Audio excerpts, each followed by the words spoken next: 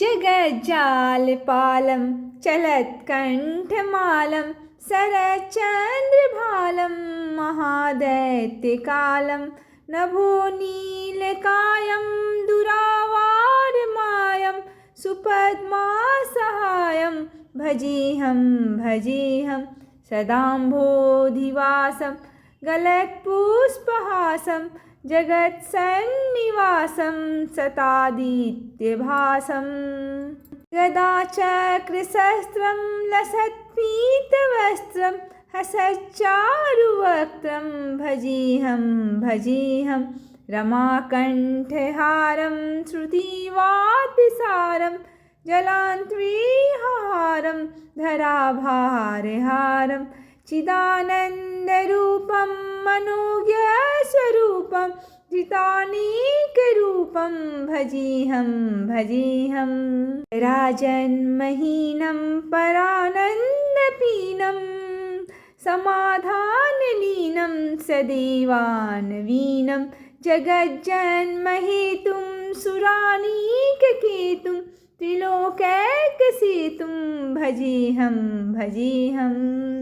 कृताम्नायगायं खगाधीशयानं विमेक्तुर्निदानं हरारातिमानं स्वभक्तानुकूलं जगद्रोच्छमूलं निरस्तार्थशूलं भजेऽहं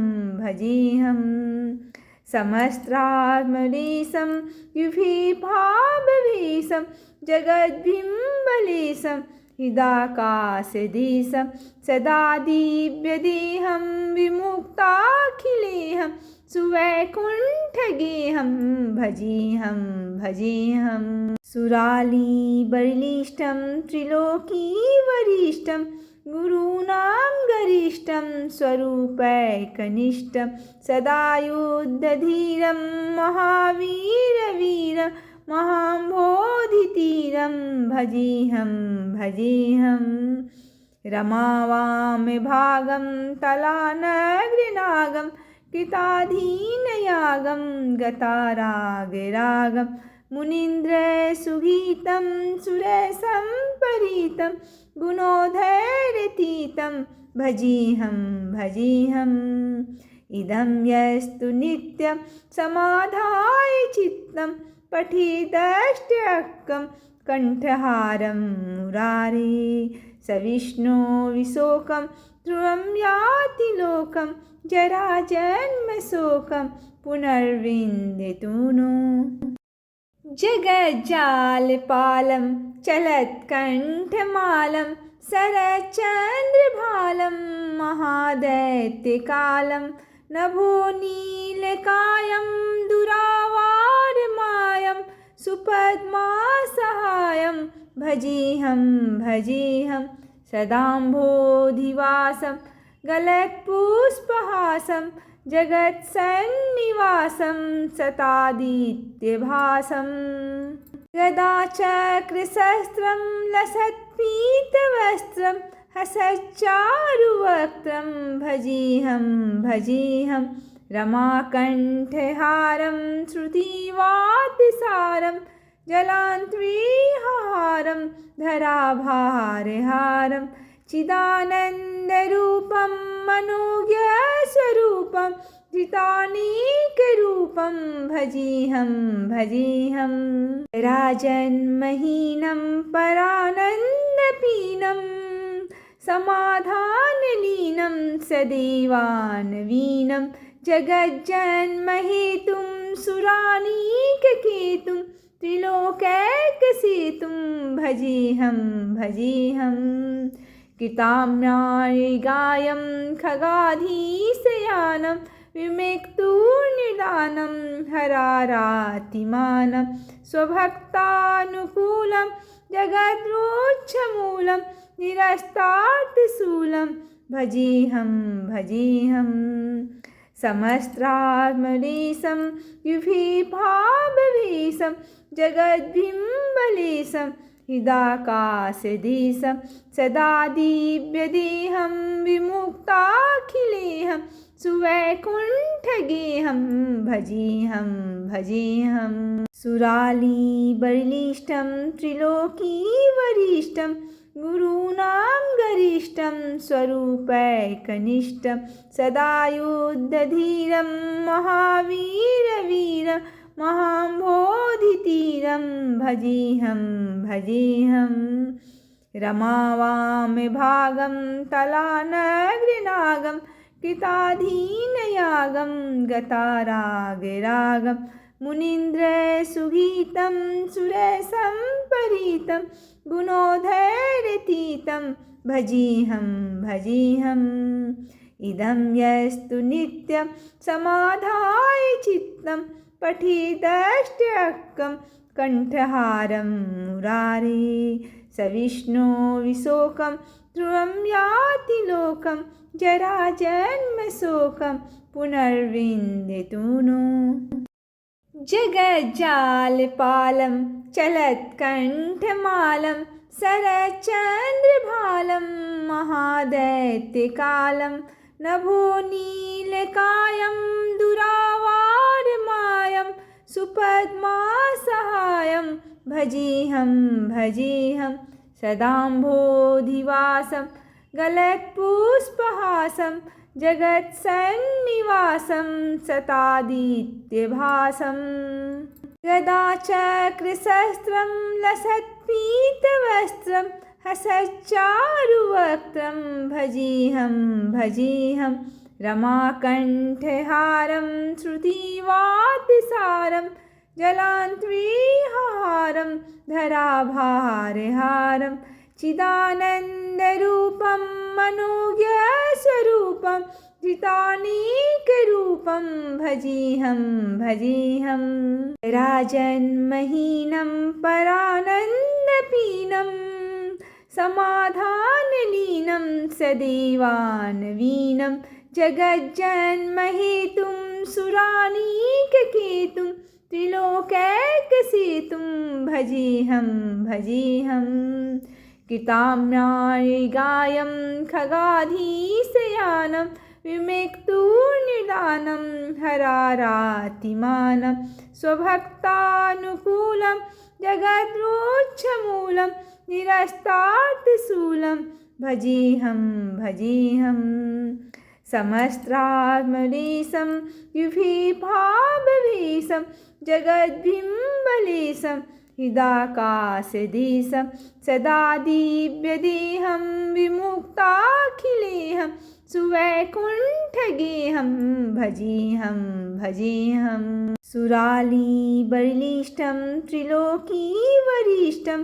गुरूणां गरिष्ठं स्वरूपैकनिष्ठं सदा युद्धधीरं महावीरवीरं महाम्बोधितीरं भजेऽहं भजेऽहं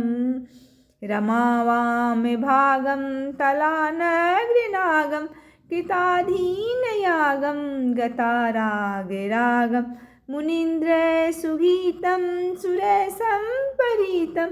गुणोधैर्यतीतं भजेऽहं भजेऽहम्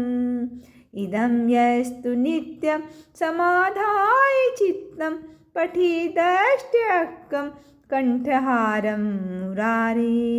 स विष्णो विशोकं ध्रुवं याति लोकं जराजन्मशोकं पुनर्विन्दतूनो जगज्जालपालं चलत्कण्ठमालं शरच्चन्द्रभालं महादैत्यकालं नभोनीलकायं दुरावारमायं सुपद्मासहायं भजेऽहं भजेऽहं सदाम्भोधिवासं गलत्पुष्पहासं जगत्सन्निवासं सतादित्यभासं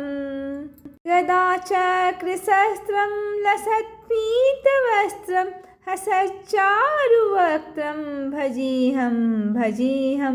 रमाकण्ठहारं श्रुतिवाद्यसारं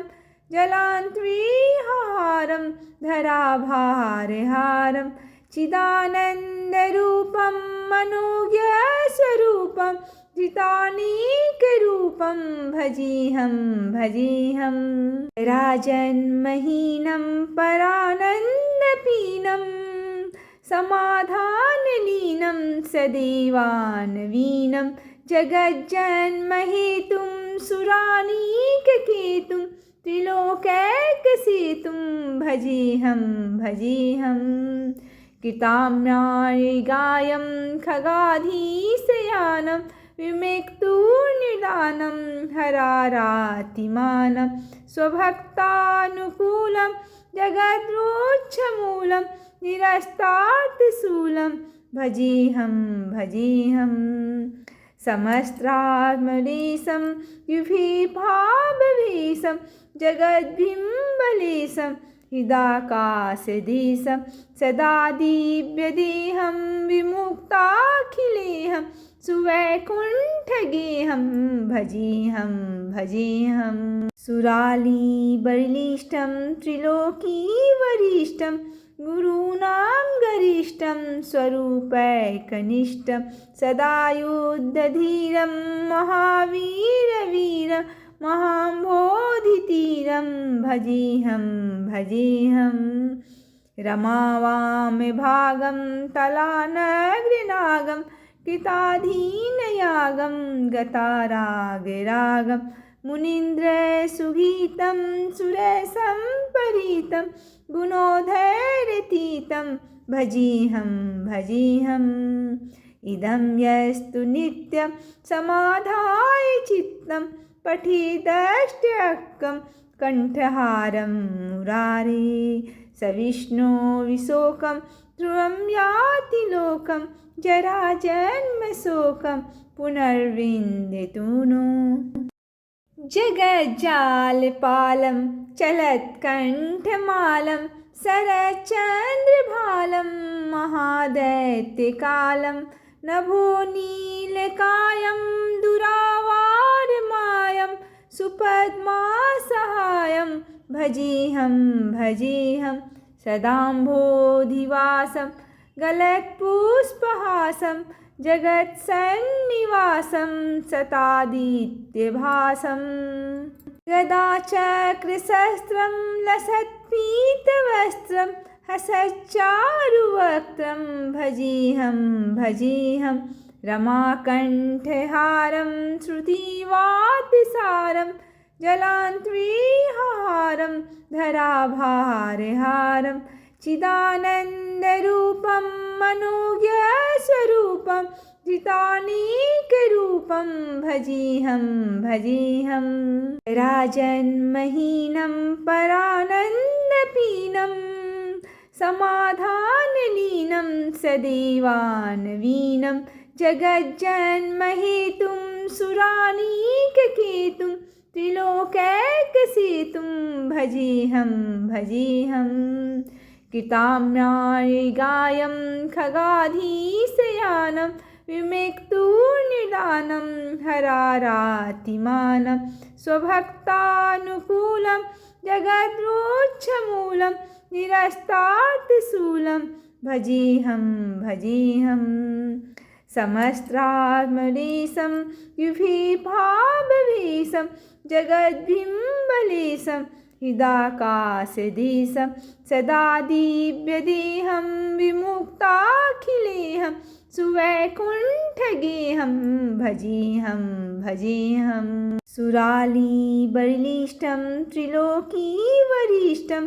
गुरूणां गरिष्ठं स्वरूपैकनिष्ठं सदा युद्धधीरं महावीरवीरं महाम्भोधितीरं भजेऽहं भजेऽहं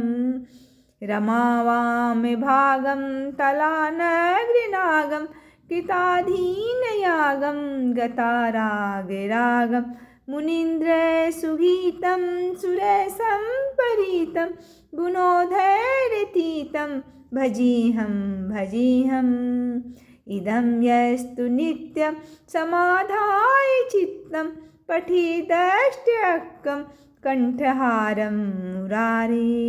स विष्णो विशोकं ध्रुवं याति लोकं जराजन्मशोकं पुनर्विन्दतु नो।